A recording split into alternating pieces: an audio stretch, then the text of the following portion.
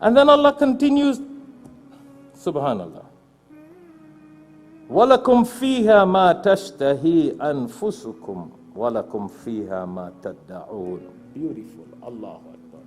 You see, in the beginning when we started to talk, we remind ourselves about people who have their own whims and fancies, right? Our own ego, our own desires, our own selfishness. And that is what makes us not follow what the Quran says and what God says to do and not to do. Because when God says do such and such, it does not work with our desire and our ego and our wishes. So we don't do that. We say this we think is right. We in America, we could do that. All right. But hear what Allah says here.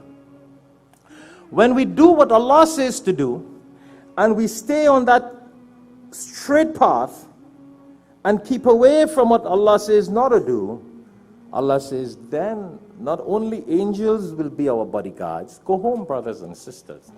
Go online after and you can go check these verses. Or I suppose are they still doing the khutbahs on CDs outside there? You can get this khutbah free on CD. Go check this verse. Go check these verses, chapter 41, verse 30 and 31. Allah says, Subhanallah, not only will angels be your bodyguards, they will be your friends. They'll be your companions. You're going down the road, you fall asleep, you thought you would have been dead. Your car just came back online. It's that guardian angel just did that. Maybe some good we did that we don't realize. Allah has a way of doing things. That's not being superstitious. That's what the Quran says here. Allah has set angels to be our companions if we do good. And hear what Allah is saying. وَلَكُمْ فِيهَا مَا تَشْتَهِي أَنفُسُكُمْ وَلَكُمْ فِيهَا مَا تَدَّعُونَ.